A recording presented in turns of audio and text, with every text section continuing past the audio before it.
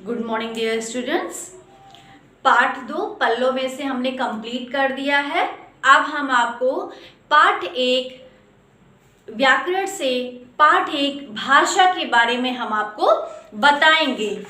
पल्लों का पार्ट 2 हमने कंप्लीट कर दिया है। अब हम आपको व्याकरण निधि पार्ट 1 भाषा के बारे में पढ़ाएंगे। पार्ट 1 भाषा क्या होती है, पार्ट 1 भाषा के बारे में हम बताएंगे। जैसा कि आप जानते हैं, भाषा 2 प्रकार की होती है, एक लिखित भाषा होती है और एक मौखिक भाषा होती है। तो प्रत्येक वर्ष की भांति इस बार भी नवरात्रे आए। सोहिनी और उसके माता पिता बहुत उत्साहित थे। इस साल अपने क्षेत्र में दुर्गा पूजा के आयोजन की जिम्मेदारी उनकी थी। उन्होंने सभी घरों में दुर्गा पूजा का निमंत्रण भेजा और दुर्गा पूजा के पहले दिन क्षेत्र के सभी लोग निश्चित स्थान पर पहुंच गए। पंडित जी ने मधुर स्वर में मंत्र पढ़कर मूर्तियों का अभिषेक किया, पूजा की, भोग लगाया। सभी उपस्थित जन पंडित जी के शुद्ध और मधुर मंत्र उच्चारण में खो गए और भक्ति भाव से हर व्यक्ति का हृदय भर गया। अब इसमें से कुछ प्रश्न हम पूछेंगे और उसका उत्तर आपको देना है। अब इन प्रश्नों को आप ध्यान से देखिएगा। पहला जो प्रश्न है, दुर्गा पूजा का निमंत्रण कैसे भेजा गया? तो पहला जो यहाँ पे क्वेश्चन है वो ये है कि दुर्गा पूजा का निमंत्रण कैसे भेजा गया। तो हम कह सकते हैं कि दुर्गा पूजा का निमंत्रण लिखकर लोगों तक पहुंचाया गया। दुर्गा पूजा का निमंत्रण लिखकर लोगों तक पहुंचाया गया। लोगों को दुर्गा पूजा के आयोजन और अभिषेक समय का ज्ञान कैसे हुआ? लोगों को दुर्गा पूजा के आयोजन और अभिषेक समय का ज्ञान पढ़कर हुआ। कैसे उन्हें ये पता चला कि यहाँ पे हमें निमंत्रण मिला है? तो वो निमंत्रण पत्र पढ़कर उन्हें दुर्गा पूजा के आयोजन और अभिषेक समय का ज्ञान हुआ। पंडित जी ने मंत्र कैसे पढ़े? पंडित जी ने बोलकर मंत्र पढ़े। उपस्थित जन ने मंत्रों का आनंद कैसे लिया? उपस्थित जन ने मंत्रों का आनंद सुनकर लिया। तो इस प्रकार जब हम लिखकर, पढ़कर, बोलकर और सुनकर अपनी बात एक दूसरे को समझाते हैं तो उसे भाषा कहते हैं। भाषा किसे कहते हैं? जब हम अपनी बात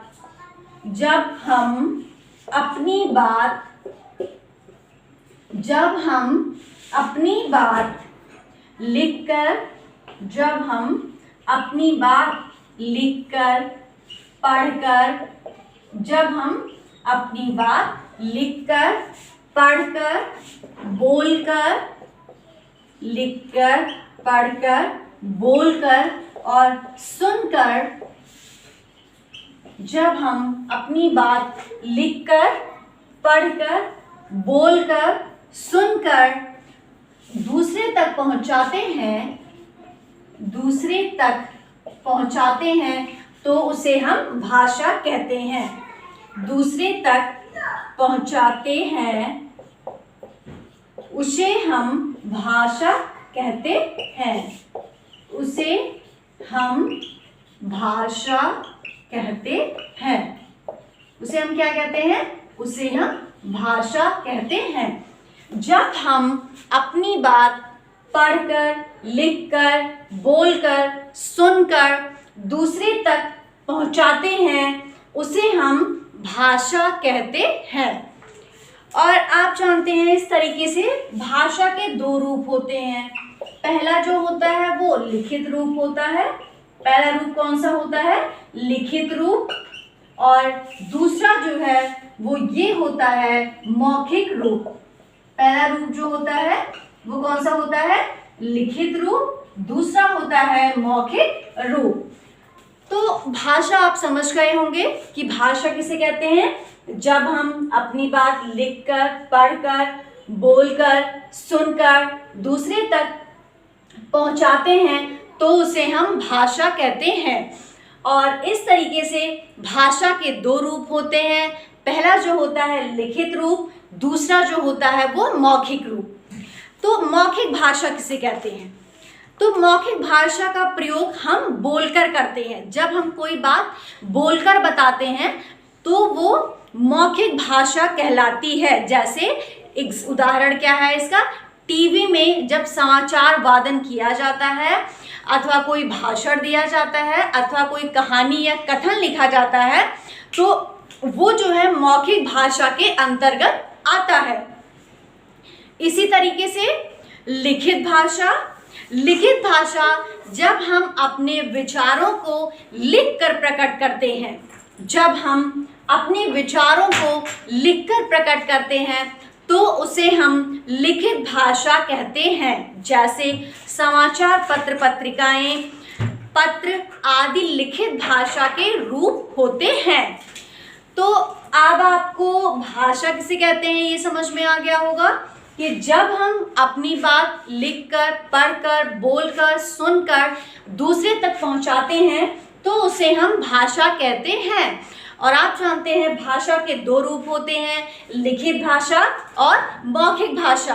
तो लिखित भाषा जब हम अपने विचारों को लिखकर दूसरे तक पहुंचाते हैं तो उसे हम लिखित भाषा कहते हैं। जब हम अपने विचारों को लिखकर एक दूसरे तक पहुंचाते हैं तो हम उसे लिखित भाषा कहते हैं। जैसे पत्र, पत्रिकाएं, समाचार पत्र आदि। और मौखिक भाषा क्या होती है? जब हम भाषा का प्रयोग बोलकर करते हैं तो वह मौखिक भाषा कहलाती है। जैसे टीवी में समाचार वादन, भाषण, कहानी, कथन इत्यादि मौखिक भाषा के अंतर्गत आते हैं। संसार बहुत बड़ा है, लोग जगह जगह बसे हुए हैं, हर जगह की अपनी भाषा है। इस तरह दुनिया में अनेक भाषाएं बोली जाती हैं। अलग अलग देश में, अलग अलग प्रदेश में अलग अलग तरह की भाषाएं बोली जाती हैं। जैसे हिंदी, बांग्ला, तमिल, पंजाबी, सिंधी आदि। अलग अलग देशों में, अलग अलग जगहों पे अलग अलग तमाम प्रकार की भाषाएं बोली जाती हैं। और अनेक भाषाओं के होने पर भी भारत में सबसे अधिक बोले जाने वाली भाषा क्या है? हिंदी है। भारत में सबसे ज़्यादा बोली जाने वाली भाषा का नाम हिंदी है। तो इस पाठ में हमने क्या सीखा? इस पाठ में हमने सीखा दूसरों की बात को लिखकर, बोलकर, सुनकर, पढ़कर समझना भाषा कहलाता है। और हर राज्य और देश की अपनी एक अलग भाषा होती है। भारत में सबसे अधिक बोले जाने वाली भाषा का नाम हिंदी है। तो अभ्यास कार्य दिया गया है कि भारत में बोली जाने वाली कितनी भाषाओं के नाम हम लिख सकते हैं। तो भारत में बोली जाने वाली बहुत भाषाएं हैं जिनके नाम आप लिख सकते हैं। जैसे हिंदी, पंजाबी, गुजराती, तमिल, मराठी, मलयालम आदि अनेक भाषाओं के नाम हैं जो आप लिख सकते हैं। फिर आता है आप कौन कौन सी भाषा पढ़ और लिख सकते हैं। आप हिंदी पढ़ लिख सकते हैं, बोल सकते हैं, लिख सकते हैं और पढ़ सकते हैं। अंग्रेजी आप पढ़ सकते हैं, आप बोल सकते हैं, आप लिख सकते हैं। संस्कृत आप पढ़ सकते हैं, बोल सकते हैं और लिख सकते हैं। आपके विद्यालय में कौन कौन सी भाषाएं सिखाई जाती हैं? तो हमारे विद्यालय में 3 भाषाएं सिखाई जाती हैं, हिंदी, अंग्रेजी और संस्कृत। नीचे लिखी भाषाएं कौन सी प्रदेश में बोली जाती हैं? भाषा के सामने प्रदेश का नाम लिखिए। भाषा और प्रदेश मैं आपको बता देती हूँ। पंजाबी भाषा पंजाब में बोली जाती है। तेलुगु भाषा कहाँ बोली जाती है? या आप ढूंढेंगे और लिखेंगे। मलयालम भाषा कहाँ बोली जाती है? बांग्ला कहाँ बोली जाती है? मराठी कहाँ बोली जाती है? गुजराती कहाँ बोली जाती है? उड़िया कहाँ बोली जाती है? और तमिल भाषा कौन से प्रदेश में बोली जाती है? आपको इसको, ये आज का आपका अभ्यास कार्य है। ये अभ्यास कार्य आपको बुक में ही भरना है। उसके बाद हम आपको बताएंगे लिपि के बारे में। लेकिन आज हमने आपको बताया है भाषा के बारे में और भाषा के दोनों रूप के बारे में, लिखित भाषा और मौखिक भाषा। यहाँ तक आप इसका अभ्यास कार्य करेंगे।